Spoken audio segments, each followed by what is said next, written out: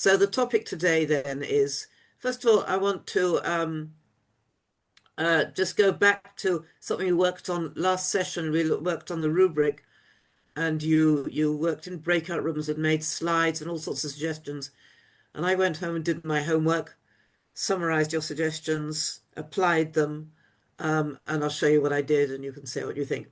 Um, and then I just want to relate very briefly to the assignment of the previous session, which was writing a bug root essay, because both Michelle and I looked at the results and we had some thoughts about it, which we want to share with you.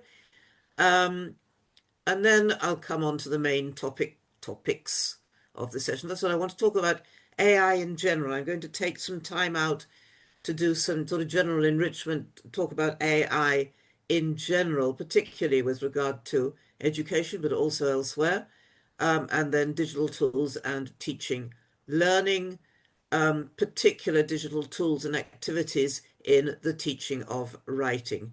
And as usual, a bit of breakout rooms and an activity and a short assignment as usual.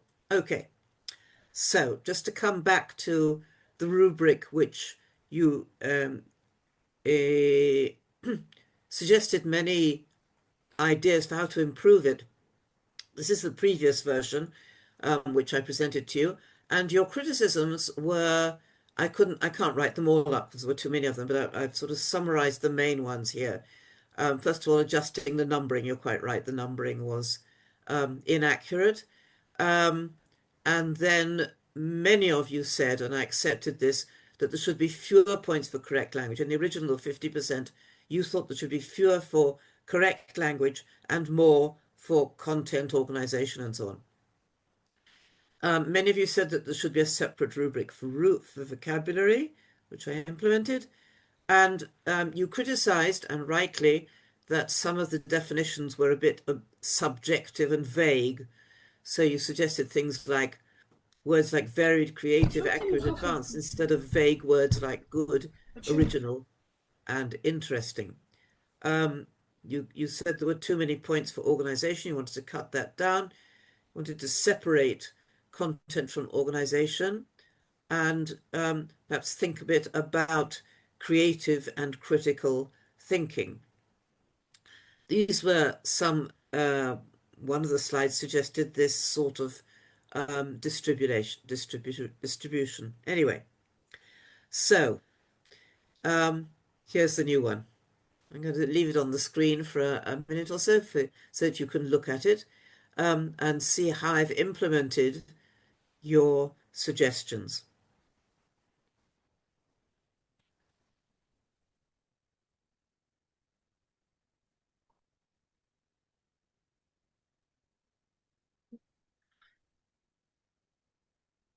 Can you send it, please, on the chat or on the WhatsApp? Sorry. It will be, I've already uploaded the whole presentation to the Moodle, so you can find it there. Oh, perfect. Thank you. You want Excellent. this particular screen, you want? Yeah.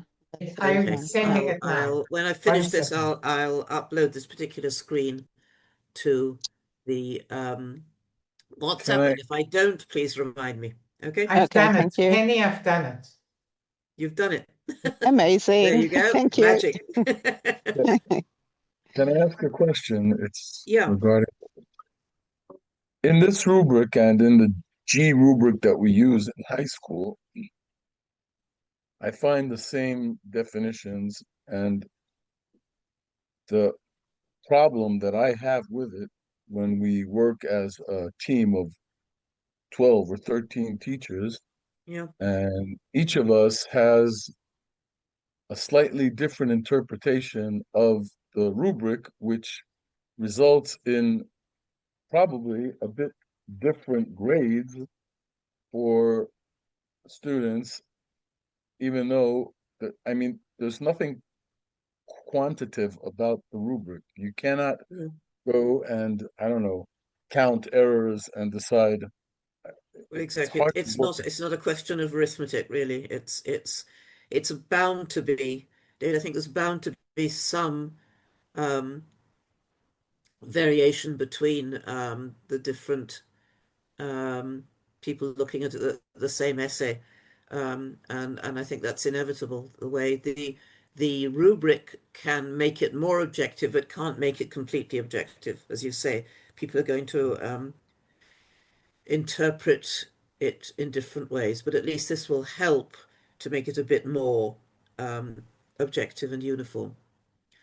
Okay, One, so anyway, just about rubrics, one nice way of working with your students and getting them to become aware of rubrics is to either take something ready and adapt it with them in class, or actually build your own, exactly what Penny did here, but your students do it. And they build the rubric that they think that they should be assessed on, and you discuss it and vote on it. I used to do this many years ago. Well, the thing with high school is there's a rubric that is given That's to us okay. by the That's for the MOE, and we bagrut. That's for the yeah, bagrut. And I agree, but we are in the end preparing them for the bagut, so they have But to. there are lots of stages of writing before you get to actually doing the bagrut writing. So any assignment I can agree. be graded according to what your goals are for that assignment. yeah, anyway, I don't want to spend too much time on this. We've got a lot to get through today. So, so Gail has already uploaded this to the WhatsApp, and it's up to you how you use it, as is or edited. Ravital said her group thought that grammar and spelling shouldn't be together. Yes, there were lots of things, Ravital, that I couldn't implement everything. Obviously, some people thought differently. So I sort of made some kind of compromise here. So use it as it is or edited or not at all. It's really up to you, but I think this is something which we've created together, which I hope can be a basis for your own design and um, altered as Gail suggests, probably in collaboration with the students themselves. Okay, anyway, it's your decision, not mine. This is just a suggestion. The writing a Bagrut essay, very, very interesting. I asked you to do this. My main motive was on the principle of don't ask your students to do things you're not willing to do yourself. Just to give people the chavaya, if you like, the experience of writing a Bagrut essay and what it's like.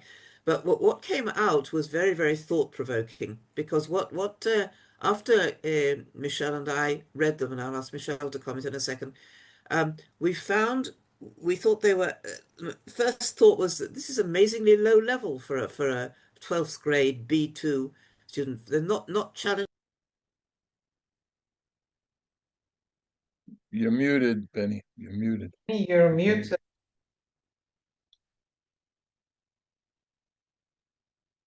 How did that happen? A lot of the essays were not challenging enough. There was a lot of formulaic language. It was sort of coming out as not any in-depth thinking, and it clearly did not reflect the true ability of the writers. Our main problem with this was it just looked low level, didn't look like B2 writing. And the conclusions, which we've actually come to these conclusions earlier during the course, that the present Bagrut writing assessment tool limits how we teach students and what we teach students, and it reinforces previous points which I've made during this course and we've discussed about providing varied writing tasks and genres and stimuli. So we probably need some other kind of writing assessment tool, but I'm not going to get into that at the moment. Anyway, these were just our thoughts after reading the essays that you wrote. Michelle, do you want to come in with any further additions to what I've said, or anybody else? You've covered everything. Yeah. But what did you want? I'm not quite You understanding what gave the us exactly task, what we wanted. We gave you the bagrut. The essays were done exactly as we wanted. They were done well. Oh, They certainly answered what we were asking for. So this is not in any way a complaint about you. It's a complaint about the essay itself, which your writing revealed to us. Anyone I can, want to? I can add just one little thing. Yeah, Since everyone is a competent high level writer in this group, it just struck and clearly did the task correctly and the way it was intended to be done. It just popped out at how they just weren't, the task itself wasn't high level or challenging. It just limited the way people could write, and it came out very formula like a formula, and that was exactly what Penny said here. That's my, yeah, yeah. I my think that's what my Moshe main writes problem with is the quite right. MOE. That it's too short. For one thing, it's too short. Just a second, David. I'll let you speak in a second. Mhm, Um, mhm. for one thing, it's too short, and second, what Sarah said. Why are you disappointed? They're low level because because the task was low level, not because you were low level. Um, and that's the point that we're trying to make, that it's the problem is not your writing. Your writing is excellent. It's obviously very high level, but you were not able within the framework of the Bagrut task. You're not able to show what you can do. Exactly the problem. Um, The yeah, Bagrut tasks yeah, David. Sorry. the Bagrut tasks are built in a way that I have to tell my students, I'm sorry that you feel stupid that you have to do this, Yeah, but this is what the MOE exactly. is asking us to do. It's the same with the E test, the module E with the vocabulary. It's hilarious. I mean, who gives vocabulary out of context and expects people to guess what they mean? I mean, I don't know. It makes no Yeah, but sense to me. the difference is, David, that the vocabulary test does actually test vocabulary. The writing test does not test writing, in our view, or I not at the level which is appropriate I to this I level. agree. I agree. Anyway, However, I think we could be doing a lot better. yeah. Anyway, so some thoughts of our own, no reflections at all. I From repeat, because I don't expression. want you to get the feeling that I'm criticizing you. I think the problem is the task, not the writer. Why Okay. is it limiting in expression? I don't understand. Why do you think Sorry? it's so limit? Why is it limiting in the expression of an I don't know, idea? but it is. I mean, this is Hmm. what you see. You see Hmm. excellent writers who are members of this course not being able to show what they can do in English because they're limited by the the length and the task of the essay. And the structure. Anyway, and the structure. Absolutely. Okay, let's move on. Onto the main topic, which is digital tools and writing. Um, one point I'd like to make right from the beginning um, is that there is, because of the development of digital tools, in the last generation, there's been an increased need for writing, and this is why um, the writing is so important, and we really need to teach it a lot. The advent of the internet and digital communication has led to a huge increase in the use of written language rather than spoken. For example, a lot of people now text instead of phone, so they are writing instead of speaking. Work, people are working from home, they're working or remote working, which involves much more written work and reading rather than actually speaking when you're actually in the office. The media are predominantly through writing. Social media, Facebook, X, television news these days always has a ribbon at the bottom with the news summarized in writing besides what the people are saying. Um, and different types of websites, blogs, and so on, all writing. So, and a huge rise in the amount of writing that people are needing to do in order to communicate over the last two generations as a result of the advent of the internet and more recently AI. I want to say, I said at the beginning, I'm going to take some time out to talk about AI in general. Um, I went to a very, very interesting talk at TEFL on which a lot of this is based about AI, and I've done some background reading. I'll give you the references, a lot of it online, which you can check out yourself later. First of all, effectiveness and usefulness of AI. One of my main sources here is Ethan Mollick, who has an excellent Substack on the internet, which I'll give you the reference to in a moment. And he is comparing. He did one article which compared task performance between AI and human experts in various areas, not education in this case. Tasks involving logic and expertise, AI won, did a better job. Creativity, humans won, but not by very much. And he says that in the foreseeable future, maybe next generation AI will be better, may even beat humans at creative thinking. But he makes the point that what was tested was tasks, not jobs, particular tasks within a certain profession, not overall professional performance. And this is an important point because we don't know yet if Gen AI, if generative AI will actually be able to professionally perform, like be a doctor or be a lawyer, as opposed to just finding out and performing particular tasks within those professions. Research on writing with AI, and this we're coming back towards our own profession.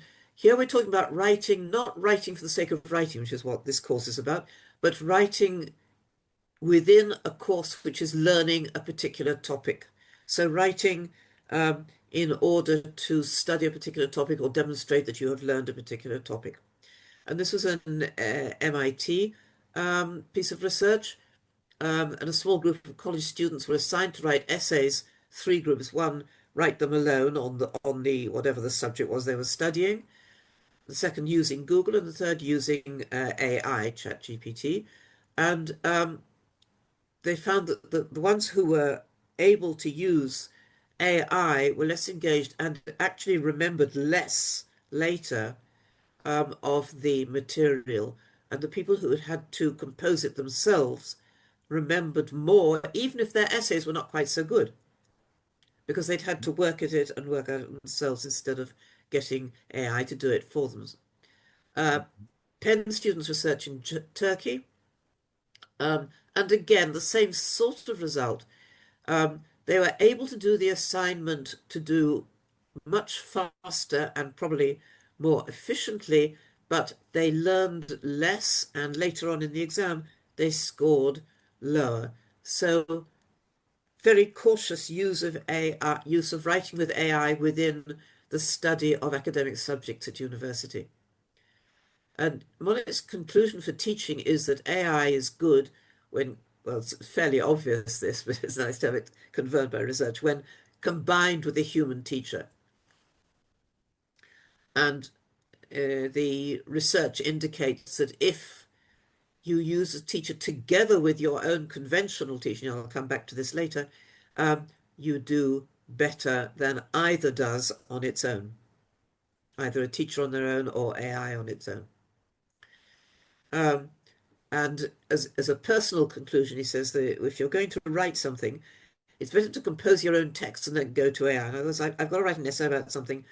It's not so good to prompt AI to write it and then edit. It's better to compose your own and then go to AI to edit, add, elaborate, and so on. If he says that if you go to AI first, you get anchored down in their ideas, and the act of writing helps you hone your thinking.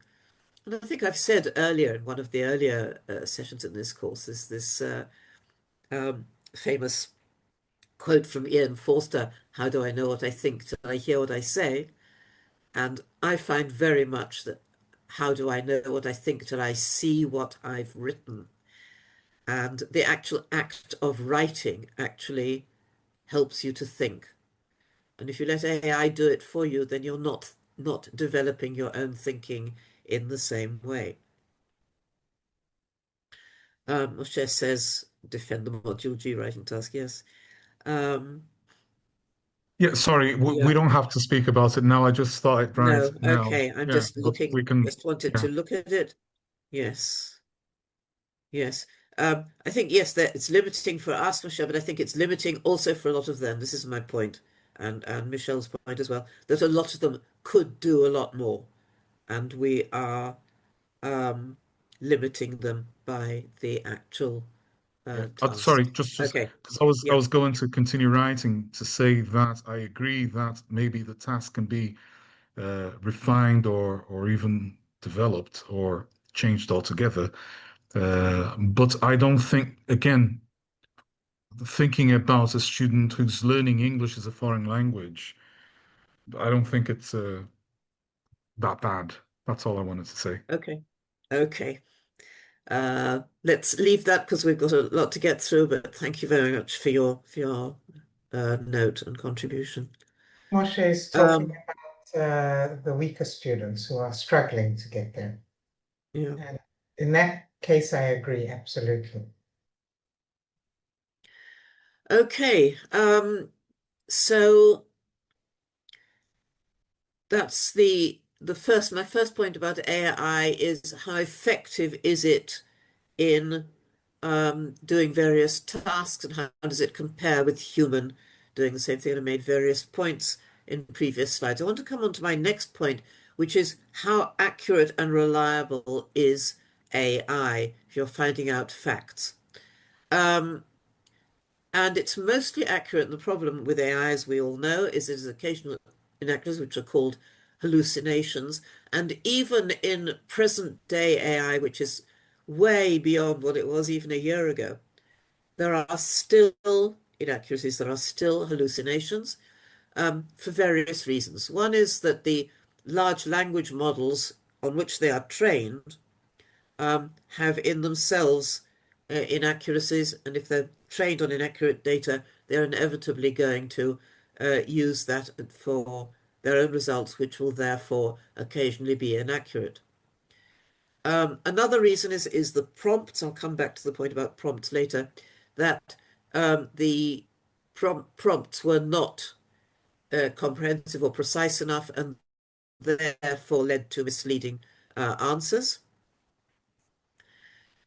Something called psychophancy. My son Lior, who I'll come back to in a moment, tells me that in Hebrew it's called ritsui. Psychophancy means that the AI tool wants to give you the answers that it thinks you are looking for, and therefore sometimes it will tell you things it thinks you want to hear rather than things that are correct. AI tools are very reluctant to admit that they don't know. I don't think I've ever had a response, I don't know. Well, some of you may have had, but on the whole, what they will do is give you something inaccurate rather than admitting that they don't know. I once had to give a talk to teachers about AI some 3 or 4 years ago, it was really in its infancy, and compared to what it is today. And as part of the preparation for that session, I asked AI to prepare my slides for me, told them what I wanted to talk about, and asked AI to design a slideshow, including references to the research.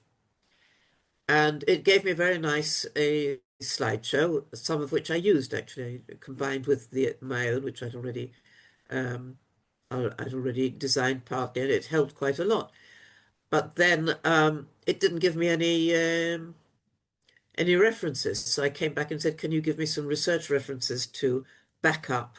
And I told it exactly what I wanted it to back up, and it gave me three references, and I looked them up, and none of them existed.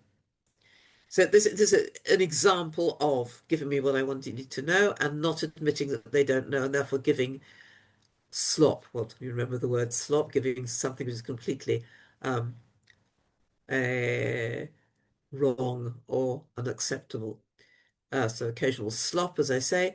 And the quote, which I found on the internet, which is really nice, much quoted Google recommendation, which looks at, which is, you know, pretty much nonsense, but it's something which AI produced in response to a prompt. Okay. It's still happening all the time. It's still happening. It's still happening, Yeah. and we have to be very, very cautious. Yeah. I My just third want to point, say that on Coveret, there is a course of 3 hours that I happened to write a while ago on how to write a prompt. And if yeah, you go through it, I'll get to that later about prompts. That's a really but that's one of the keys to everything that Penny said here. absolutely. Yeah. My third point about AI, the third problem is bias. Large language models are largely based on weird sources. What does weird stand for? Anybody know? Before I show you, there's a hint in the picture. White. That's colorless green ideas. That's Chomsky. But no, weird sources. Weird, Western, Western. Okay. educated, industrialized, rich, and democratic. So the kind sort of American society, basically, or Western society, if you like, or Western-oriented society. And most of the written sources, the large language models on which AI tools are trained, comes from these sources. And therefore, these are the kinds of texts they're going to use, and they're going to be biased towards the kinds of things that people are saying within these contexts. So you get reinforcement of stereotypes very much, discrimination. For example, if you ask AI whether to recommend a loan to a particular person, they will be influenced by the kind of sectors in society which are seen as, in Western society, seen as more reliable. Also, there is documented discrimination against speakers of non-standard English. Fourth point I want to make, again, based on this IATEFL presentation, which by Vicky Sarmel, which I really enjoyed, and she talked about the environmental impact of air, which people are not usually aware of, and it surprised me as well. I didn't know about it. Energy use, for example, the electricity per day used on AI in the United States is equal to the power used in Iceland for everything. And Gen AI queries, the use of ChatGPT or Gemini or Copilot or whatever you're using, use up to 10 times as much energy as traditional search queries. Carbon dioxide emissions, same problem. Air activity accounts for 2.5 to 3.7 of global greenhouse gas, more than the aviation industry all put together. And each Gen AI query costs more than, or emits more than 4.23 grams of CO2 as compared to a typical Google search, okay, without using AI. Although these days Google actually automatically goes into AI, so this is a bit out of date. Water consumption is another. AI could use between 4.2 and 6.6 million cubic meters of water annually by 2027, rather, to give you an idea, equal to the water consumption of a country like Denmark. So it's really scary, you know, and a lot of people are not aware of these things, but it's getting worse and worse. You know, it's interesting, Penny, but and we need, it's part of AI literacy. Sorry? my Can you pupil write in the last chat box? she told me about this, and ever since then, I must confess, I felt a bit guilty. They all had to do presentations, and she talked about how AI is destroying the environment. And ever since then, I must confess that every time I go to AI, I think we need to be aware of it. It's not enough just to feel guilty about it. It's also try to cut down on our use of it, I think. Spending money, huge investments. And, there's this arms race between the US and China, or the different companies, who's going to get there first with the best AI. So these kinds of sums are being spent, and I'll let you read the screen on your own to get an idea of the quantities here. Gender bias. I don't know about gender bias. I haven't read about that, but it's something which you need to look up the research on. I don't know. I don't remember the name of the CEO of an AI company that said the people who are going to be making the most money in the future are going to be people that take care of plumbing. So, because Yeah, of all because of AI can't do that. plumbing and electricians. Right. Yeah, plumbing and such like. Yes, that sort of thing which AI can't do. So you're probably better training to be a plumber or builder or something like that. Alignment. Alignment is a rather opaque term. It needs explanation. Alignment within the context of AI means alignment with human priorities and considerations. Might AI tasked with doing something do it at an unacceptable price because it doesn't take into account human priorities? Don't know how many of you have heard about the paperclip maximizer. So if you research AI, you come up against this sooner or later. It was right back in 2003, but it's quoted all the time. And here it is on the screen. Just a little scare story for you to read.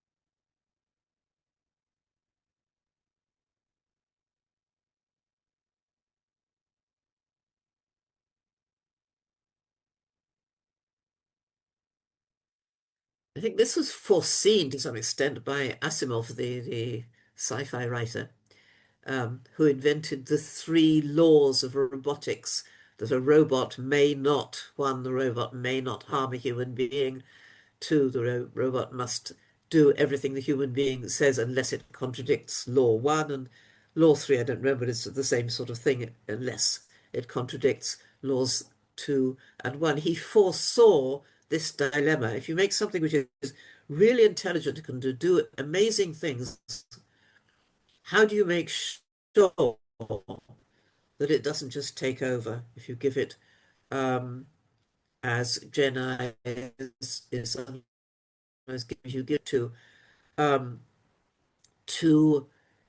perform a certain task, and you don't give it limitations, will it then take on itself to go beyond any limitations and do things which you would not want it to do? This instrumental convergence, again, it connects with alignment, the principle that Gen AI will, because it is capable of learning, develop sub-goals as an instrumental means to achieve its end. And you have to be, again, this comes back to what Gail was saying about the prompt. It depends what you tell it to do. And you have to be very careful about telling it to do with certain limitations so that it doesn't do things which you had not foreseen and would not want it to do. I mentioned my son Lior, who deals with AI on a daily basis. He's into high tech. And what he said about this, when I asked him about this problem of alignment, he said, what you see on the screen. And it's a concern, and it's something which I think we should all be aware of. I'm aware that I'm getting away from the topic of writing specifically, but I think these are things which we all need to know as teachers. Dangers of AI use for students. Again, something which as teachers we have to be aware of. False information, fake news, we all know about it, deep fakes, we know, spoof websites, like the famous spoof website is about the Northwest a tree um, octopus. There is no such animal, of course, but there's a very if you look up the tree octopus on Google, you'll find a very convincing um, a website appealing to you to save this endangered species from extinction. Of course, it doesn't exist, but it's very convincing. And a lot of fake news and deep fake pictures are very convincing, and that's the dangers to our students who may not be aware of it.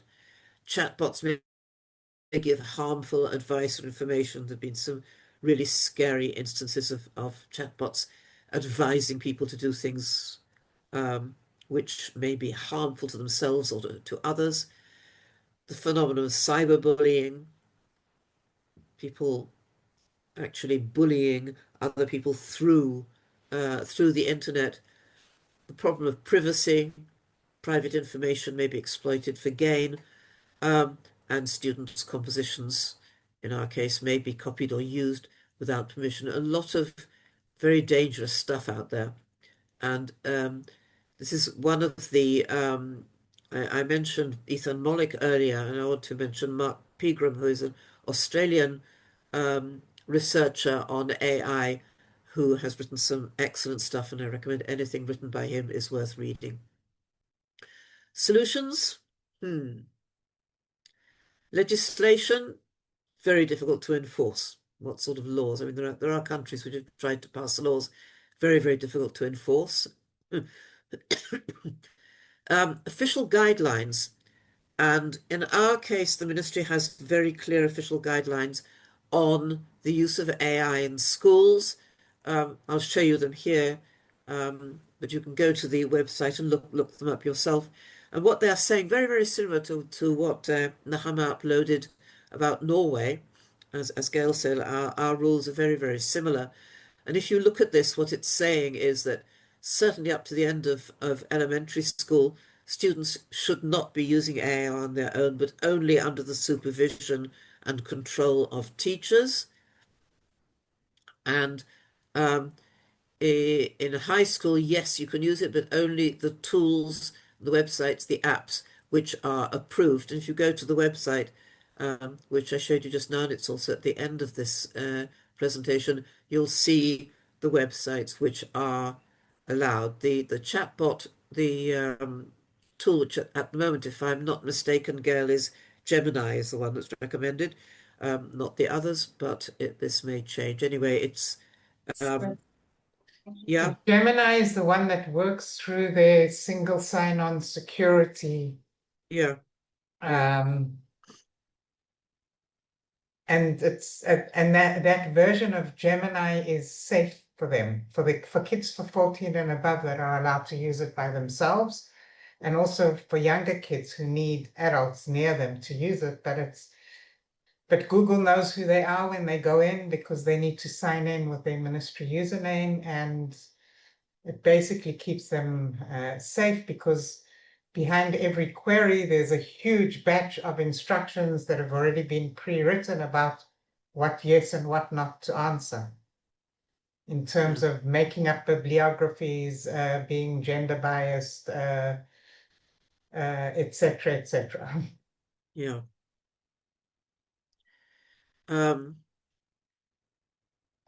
Then there's codes of conduct, and the link here is to one of the American universities which drew up a code of conduct, how to use AI in the university in this case.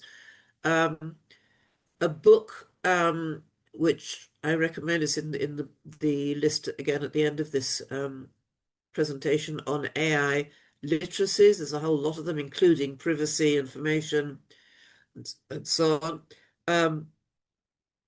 Awareness. This literacies in general, two main components. Firstly, awareness of the limitation of problems and dangers, which I've been talking about up to now, and knowledge about appropriate and effective use of AI tools. Okay, AI in education. Not a revolution. There's a point which Ethan Mollick makes, which I think is important to bear in mind.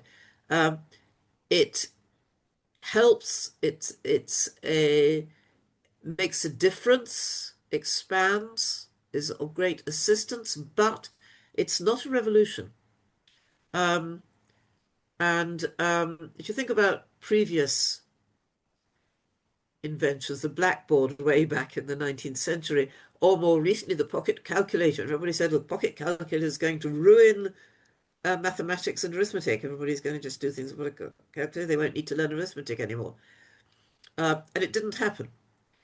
Pocket calculator was fitted into the teaching of arithmetic, allowed here, not allowed there, and we continued to live with it, and we continued to teach arithmetic and mathematics. And the same sort of thing with AI. It can be of great help, provided that we're aware of the dangers and the limitations, and we know how to use it wisely.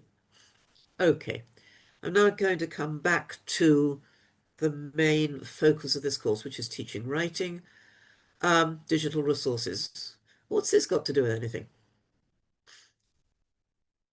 Any guesses? Gives me a break and I can have a sip of tea, but meanwhile, what's Mount Everest got to do with?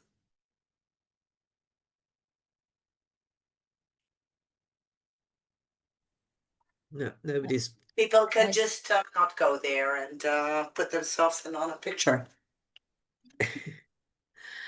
Mastering No, writing is a hard climb. No, There's a the mountain, story there's a story goes, I'm going to start the story and you'll be able to finish it for me. But one of the first climbers of Everest was a guy called George Mallory. And he was asked at one point, why do you want to climb Mount Everest? And his answer was, To write a book. because it's there. because it's there. Because it's there. And the same goes for digital tools. A lot of teachers use it because it's there. Here's a marvelous solution. Let me look for a problem for it to solve. We should be looking at our problems and thinking, well, can AI help me solve this problem, that problem, the other problem? But what very often happens in education in general, not just English teaching, is that some kind of tool comes up there and that some kind of or AI ability which we didn't know about before. And we think, this is wonderful. Surely there must be something we can do this within English teaching. And it's the wrong way around. And it's not the answer. One obvious example of this is something called DDL, the case of data-driven learning, particularly in the teaching of vocabulary. Data-driven learning, what data-driven learning means that instead of telling students things about vocabulary or grammar or the language, you send them to a corpus, a huge database of texts in English, and tell them to look at a concordance, in other words, where something occurs, a whole list of contexts where a particular word or a particular structure occurs, and get them to work out for themselves what is the most common meaning or collocation or connection or whatever. So, for example, how common is this expression? You can use the corporate to find out how common it is, or what are the most common collocations of, or what's the most usual meaning of this word. For example, what's the most usual meaning of the word pretty? Well, I could tell the students, or I could send them what DDL says, don't tell them. Let them find out for themselves. It's always good for students to find out for themselves. Let them go to a concordance and look at a list of natural contexts where the word pretty comes up. And here, this comes from the Cambridge corpus as it happens, but the same sort of results come from any modern corpus. And it turns out that pretty is mostly used as a description of an adjective. Pretty surprised, pretty thin, pretty nasty, and so on. Quite a lot of pretty much, pretty odd. And the only time it's used in its original meaning of nice looking is the last one at the bottom of the screen. Okay, it's interesting, it's fun, and the research indicates that students really like doing it and they learn from it well, but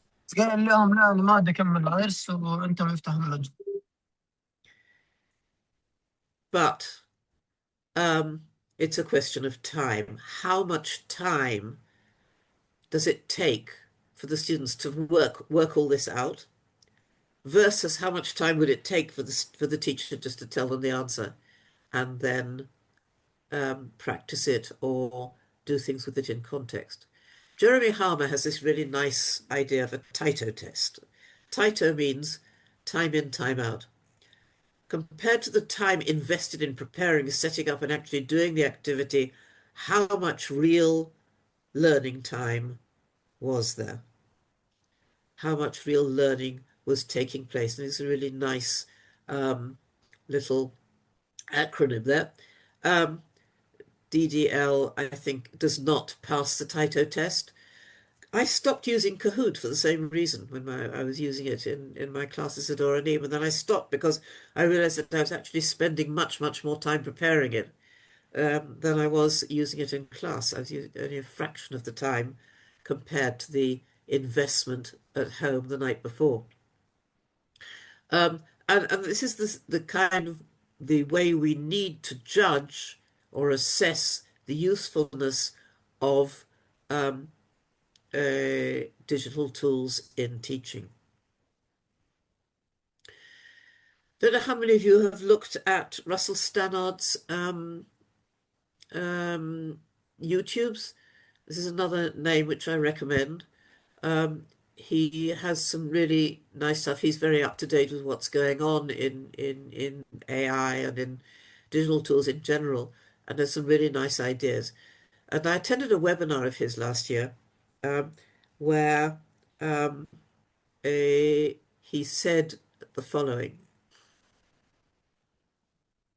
I've never been a big advocate of using technology necessarily in the lessons. So DDL is data-driven learning, thank you, Nahama, and LLM is large language models. It's the huge text, huge amount of text on which the AI tools are trained. Okay, so Russell Stannard says, I've never been a big advocate of using technology necessarily in the lesson. He's a big advocate of technology, but not necessarily within the lessons. And the examples I've seen in lesson observation of technology being used in the lessons has not, on the whole, being a bit cautious here because sometimes it is good, but on the whole, I'm a bit cautious about it, as is Russell Stannard. Recently, I was doing some work with schools in Nofa Galil and observing lessons, among other things. And one of the lessons I went to observe, the teacher was doing an exercise using an interactive whiteboard, asking students to drag words into the appropriate context on the board. And I think she was doing because she wanted to impress me. I don't know. This professor coming in from Oranine to look at her lessons, but it struck me that actually there wasn't that much learning going on. It would have, apart from the fact that very often the word that had to be dragged was too high up the board and the child couldn't reach it, and the teacher had to do it anyway. But this was an example of dragging in digital tools because to make an impression, or because we ought to be doing it, or just because it's there. And very often, as a general rule, I think the use of digital tools is more efficient used outside the classroom than within it. If we look at some uses, by no means exhaustive, but just some examples of uses, simplifying or elaborating course book tests. This is something which before AI would take us ages to do. Today, at the click of the mouse, we can feed in a text and immediately get out a simplified version or an elaborated, more advanced version using AI. Finding an appropriate picture. In times gone by, those of us who are of my generation remember leafing through color magazines looking for pictures. Now you just go into either you go into Google Images or you ask one of the AI tools to draw a picture for you, and you've got it there immediately. Communication with students' parents has become much easier now than it was a generation ago, and recording grades, of course, and indeed calculating grades. For students, reviewing vocabulary has become much easier using quizzes or Quizlet. Slowing down YouTube videos, something like this is really, really nice, because what you can do with YouTube now, I don't know how many of you are aware that there's a tool which will actually slow down. If you go into settings, the little wheel at the bottom with the settings, it will actually slow down or indeed speed up the text without making it sound slurry. It actually is much more easier to hear. And videos on YouTube which were made since 2025, there's also a tool which will actually simultaneously translate. So you can get the video originally in English, you can get it translated, get it as the person actually speaking in Polish or German or Spanish or Chinese or whatever you choose, which I think it could be useful. It could be to get. Obviously, we want them to hear the English, but if they listen to the video in their own language at home and then come to class and listen to it in English, they are then going to understand the English much better. So that it has its uses as well. But all of these things, you look at the screen, you see that most of these are things which they will do, which you will do outside the classroom. And I do agree with Russell that on the whole, digital tools are more useful outside the classroom than they are within it. And within it, you have the direct teacher-student communication and interpersonal connection, which the computer cannot imitate, or can imitate, but not very successfully. How might AI help with recording, determining grade? I'll go into that. I think it's not so much AI, Adine. I think it's just digital tools in general and calculations and so on. Correcting, editing, compositions, another thing which students can do at home. Correcting, editing, composition is another thing which students can do at home. Low-tech versus high-tech. Take a little while to talk about low-tech versus high-tech. The fact that we should be aware that in some learning situations, low-tech actually may be better. Aware that in some learning situations, low-tech actually may be. We need to know the difference. It's not automatic that high-tech is better. We need to know the difference. It's not automatic that high-tech is better. Reading and writing paper on screen. On the whole. For reading, I should have said reading in this case. Paper is preferred. For reading, I should have said reading in this case. And there's quite a lot of paper is preferred even by Gen Z. There's quite a lot of solid research on this. That use of print sources there's consistent evidence. Tend to enhance learning better than that use of print sources and handwriting tend to enhance learning better than screens. And there's various pieces of research here on vocabulary retention. And Megan and I found that students who wrote out the vocabulary remembered it better. I think I mentioned this when we were talking about vocabulary. Reading comprehension tends to be better if it's off paper. And there's some evidence that paper dictionaries, if you look up a word in a paper dictionary, apparently you are more likely to remember it.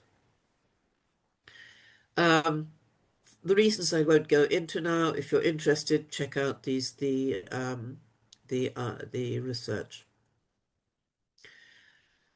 As regards whether to use high tech or low tech in a particular situation, so the skilled teacher, you know which to use, which is better in a particular situation. But I want to make the point that often we don't have to choose. We can use both. And it's not a question of either or, it's a question of both and combining them for optimal results. For example, we during the those of you who were teaching during the pandemic, so you had a lot of experience of online classrooms and face-to-face, and I think there's a place for both of them. In general, the evidence is, and I think most of our experience also is that face-to-face classrooms are more effective than online ones. But there are cases where you have to have online. The present case is an example in point. With 100 odd students, there's no way I could have done this course face-to-face, and online was an excellent solution. In other cases, face-to-face is better for immediate learning. Nikki Hockley, here's another name of someone who I think anything she writes is worth reading, on AI and digital tools in general. And she says that the evidence is that chatbots, in other words, getting students to talk with an avatar online at home and record themselves and then bring you the recording, is a very good way of getting students to talk, but ultimately it doesn't replace face-to-face chatting with each other in class. So you've got both and. Flashcards online like Quizlet or Quizzes, plus actual vocabulary flashcards on paper. They both have a place. Pictures on screen, pictures on paper. Again, both and personal tablet computers and laptop and mini whiteboards. I don't know how many of you use them. They're mostly used in elementary schools, but they are really, really efficient and useful for students learning to write at an early stage. So outside the area of this this course, because most the students who you're teaching presumably already know the alphabet, but when learning the alphabet and learning reading and writing at the early stages, mini whiteboards are with where each child has, it's just a sheet of paper inside a plastic envelope, and erasable markers and a tissue for deleting, but very, very good for short and easy writing. Bottom line, we are the teachers. Technology provides tools. It's not use it because it's there. Use it if it produces good learning, if it passes the Taito test. It's only effective if it's used appropriately. Otherwise, sometimes its use may be unhelpful or even detrimental to learning. Sarah began this session with the horror stories about students using their cell phones in class in order to avoid actually doing any learning in the class, which is an extreme example, but there are other less extreme examples where the use of digital tools can actually harm learning rather than helping it. So an effective teacher needs to know, firstly, what tools are available, and that's where things like the Russell Stannard YouTubes come in really useful, and how much using a particular tool contributes to learning. And the comparative value of comparing, can I do this with doing low tech or high tech? Which is better? Which is going to get me better results? Or how can I combine them to get the best results? Okay, I'm now going to move on. I want to leave some time for breakout rooms. So I hope that we'll manage that, because I really want to hear your own experiences as well. And I want you to exchange experiences. But I'm just going to spend a little time devoted to specific writing activities using digital tools. So start off with something fairly obvious: telephone texting, back and forth interaction. Students interact with each other in pairs or in threes, exchanging information through using their telephones, through using WhatsApp or any other way of texting, or students interact with the teacher also through WhatsApp or other programs. The second type of writing activity is writing responses to an online queue. Very often, the icon you see here is obviously YouTube. Nearly all YouTubes are followed by responses from people. People write their responses or comments on the YouTube, which is really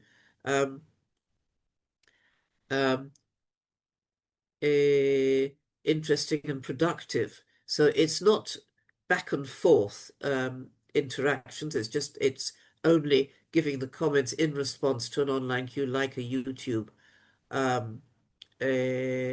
video. Could be contributions to a Padlet question or task, as we have done on this course. It could be comments on a video, as I said, or posts on a blog. That sort of writing online in response to some kind of queue, or responses to a Mentimeter queue, which is this week's activity, which I'll talk about later. On using online editing tools, good for writing. Students write a piece, ask an AI chatbot or tool to suggest corrections, or indeed Word. I mean, Word itself has correction mechanisms. Students rewrite in the light of the corrections and then submit all three versions. Okay, so they're not asking AI to write for them. They have to show you that they've written themselves, show you the corrections, and show you how they rewrote in response to the corrections, and submit all three versions, or put it in the portfolio, which I've talked about earlier. But I've had this experience myself, giving text I've written to Grammarly to correct, and found that occasionally they corrected non-existent mistakes and vice versa. In other words, they ignored mistakes that were there. So yes, Grammarly or the Word correction mechanisms are good, but they do not substitute for the teacher. You would need to recheck such compositions yourself, and you need to be aware that they don't normally relate to things which you'll want to assess, like the content or the organization or the coherence, the connectors, and so on and so on. Speech to text, text to speech tools. These are an integral part of Word. You can get Word to write out a text which you say, and you can get it to read out a text which you've written. And there are also lots of apps online which you can use to do both of these. Speech to text. So students dictate their ideas, Word writes them out for them. So they're not actually writing, they're speaking. But then they are editing. They edit what Word has written.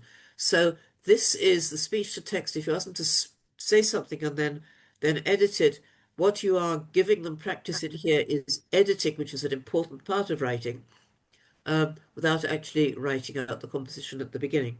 So that's one possibility. And it's good for, particularly for pre-writing brainstorms, or good for editing skills, as I wrote here. Text to speech. Students ask Word to read out their compositions. Two reasons. Firstly, when Word reads it out, it makes them sound really good. So it's a nice feeling for the students to hear their text being read out well and with a native accent, and you can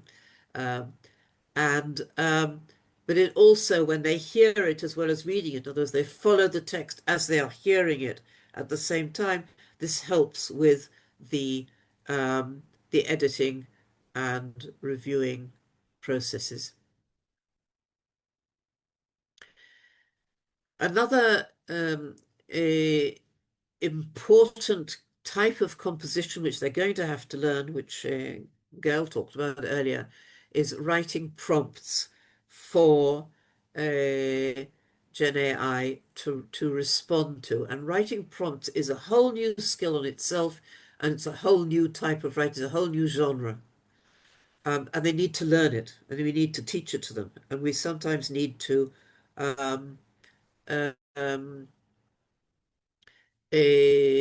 need to teach them actually how to write a prompt, as Gail mentioned earlier. STT has a problem with the Israeli accent. Yes, has a problem with a lot of accents.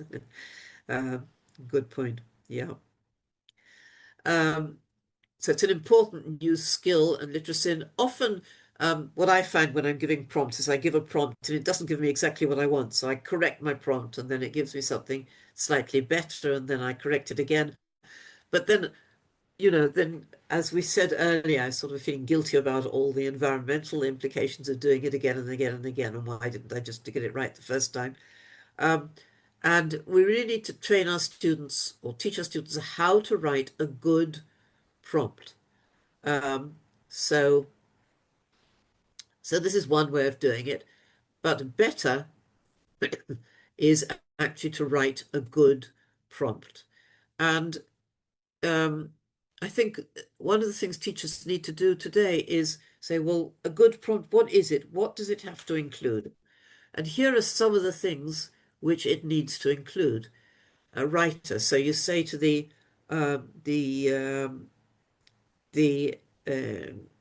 Gemini or whoever you're using, you are a teacher who are explaining something to a student, who you are, what you are, who is the writer. You are writing to, and tell them who their projected audience is. The genre, whether this is a letter or an instruction or an explanation or giving examples. The style, you might want to, if you don't say anything else, it'll write sort of fairly neutral, semi-formal style, but you might want to tell it to write in a particular style.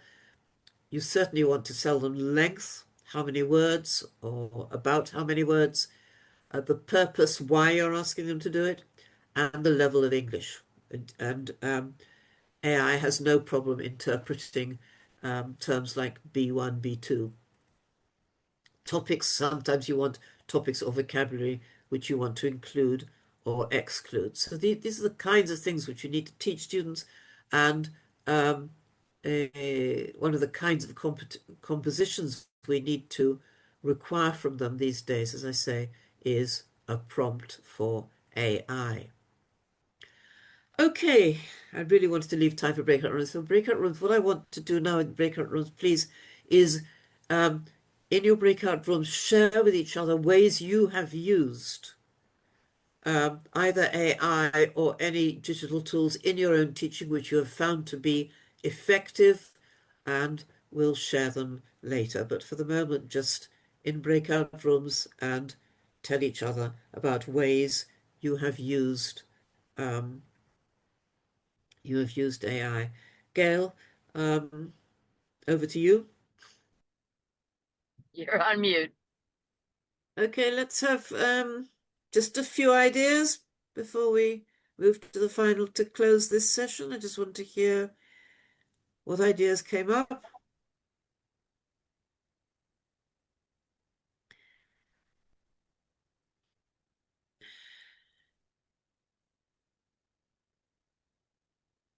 Nobody has any ideas? Tana, we had somebody in our group say, Tanadura, I think was her name, right? That she. Yes, Tamadar. Hi, Tamadar. Sorry. No, it's okay. It's okay. I'll explain to the group. Yes, I would like. You want me to repeat what I said before? Yeah. Yeah. Okay. So I asked them to do. So I asked them to use Gemini and to use the prompt, make me an, and to write what they want to be in the future, like make me a doctor or make me a songwriter, I don't know, whatever they want. And I ask them to be as creative as they want and to generate the picture of it. When they did, I asked them to put it on a Padlet wall. When they finish, they have to write a short description of what they chose and why did they choose this career or what they would like to do in the future. Thank you. If I may, it's something I didn't have time to share it in the group, but that also concerns what you said about using like Grammarly and tools like that.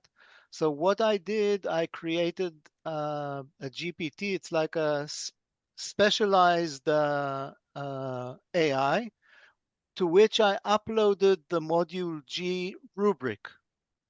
And then I told it to check writing assignments based on that rubric. And my assignments to the students was to write a module G essay, to upload it to that GPT. The GPT would give them feedback based upon the rubric so that each section got its own feedback. Then they were supposed to correct their own writing and submit it again and compare the grades that they got on the two versions. And it was very successful. Wow. Well, my experience using ChatGPT to correct Module G papers was a disaster, so I stopped using it. Why is it I a think disaster? it's a lot about the training. It's not the tool. You need to fine tune it. It Yes, requires but a bit of work, but yes, I spent a year on it, but the Taito effect will tell you that it's not worth the effort. We're making one in Google for all the teachers that should be ready September, October, something like that. It should be released. It's a gem that's going to be available for all teachers. And it will have all the databases of the curriculum and the rubrics and the exams, etc., etc., etc. And I think they've got teachers testing it right now, even. That would be interesting to see Correct. it work. Dana's here. She's involved in. Yeah. I have a question. I hope so. Regarding people having the kids check things on ChatGPT. I don't get how that happens. That means they take their phones out, they take a picture of their writing, and then they send it to ChatGPT. I mean, I don't want my kids to have phones in the classroom. So, and then if they look at it, they actually rewrite it. I mean, I haven't, to get them to write it the first time I find is hard enough. To get them to rewrite it, they just sort of, fix a few things and try to give it back to me. I mean, if I were to do it that way, I'm wondering what other teachers, were able to do with why it, wouldn't how they, they do it. why wouldn't they rewrite it? Well, how do they have a grade on the first one? Do you grade the first one before? No, they get a grade. Look, first of all, owing to David, I tell them, look, it's AI and it might be wrong, but that's not the issue. The issue is because it gives you feedback based on the particular rubric. So content and organization, language, vocabulary, mechanics, all this, and it tells you specific things. All you want to see is an improvement. Okay, so you need to show that if it said your vocabulary wasn't rich enough or wasn't the register wasn't high enough, show that in the second time, and it gives you a grade. It grades you according to the rubric. Gives you a grade per rubric, and then the total grade is the total grade. And it's their assignment to submit it again. They take screenshots of the first feedback or they just download it, copy paste. First feedback, second feedback, and upload everything to the Google Classroom. And that's their assignment. If they don't do it, they don't do it. I mean, okay. See, mine would just have ChatGPT rewrite it, and they wouldn't even process the mistakes. I mean, but if you're able to get them to do that, that's amazing. I find they just go into ChatGPT and produce stuff and pretend they wrote it. I mean, that's my problem with it. It was, by the way, it was done in class. But when they got, well, let me ask you a question, Daniel. When they got the feedback from the ChatGPT, did they then go and write by hand and fix it What by do you mean hand? by hand? Even the first one, they wrote the text on the phone because it has to be digital. They didn't upload. Yeah, so you're doing this as if it's okay to write on the phone. It's like No, writing it's on a fine. I just computer. wanted to understand what you were doing. It's No, okay. it's copy paste into the GPT, and it's all about it. It's everything is done digitally. Okay, it doesn't have to. If the ChatGPT would have to recognize the handwriting, that would be a whole new level of AI. I don't know. Google is recognizing PDFs or images now of handwriting. Yes, Yeah, yes. it does. Some students, I'm sure it would do. I don't so know how But well. then they will use actually, the AI to write the first edition. They will cheat. Or Google Translate. They'll write it in Hebrew and have it translated and then send it to ChatGPT. My kids say Of they're liars course, and they're of lazy. course, That's of our, course. They will do the short way. Of course, the So easy the way. truth is, perhaps it's not suitable for every class or for every teacher. It depends on the interaction. When I prepare them for the Bagrut, one of the things that it has a lot to do with a relationship because it's the money time. I mean, they're going to be in the Bagrut room and they're going to do the test. That's the fact. It's not about getting the grade from the chat GPT, and they understand that. That particular grade doesn't even go into the report card. It's not important. It's important for them to prepare themselves for the Bagrut. The ones that don't care, okay, they don't care. בסדר. It's very I don't it's not just about playing cat and mouse, I think. It's also about giving them the opportunity to improve themselves. And I think it's like I prepared them for the COBE. I showed them how to use the AI as a speaking companion. It's an excellent speaking companion. And again, with a particular COBE rubric, so that it tells them about fluency, pronunciation, language, all the rubric. And it gives them feedback. And it's something that they feel very uncomfortable to talk in class in front of everybody. But then I tell them, okay, now take 15 minutes and talk to your companion to the phone. So you can say, look, some of them won't talk to the phone, they'll talk with their friends. Okay, so they'll miss the opportunity to improve, but the ones that do want to prepare will get an opportunity to improve. Okay, can we return? I really want to I can't find the place to share. Am I sharing? Can you see there, something? Yes. Yeah, but we your see your PowerPoint desktop. isn't open. But it's not the screen, is it? We can see the screen, we can't see the PowerPoint. It's at the bottom. I can see it at the bottom. See if I can try again.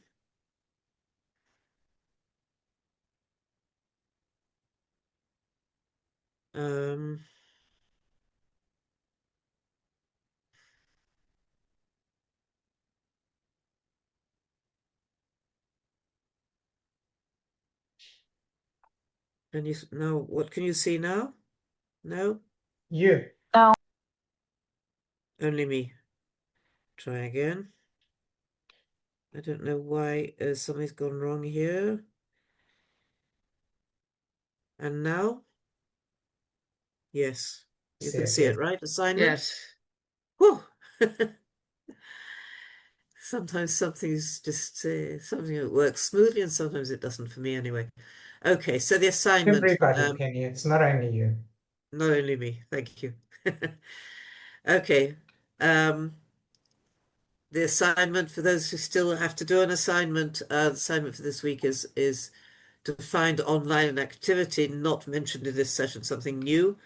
that gets students to write using digital tools, describe it, write your critical comments, okay? And again, the usual word limit. Activity. Penny, excuse me. Can I write something that I used in class and worked?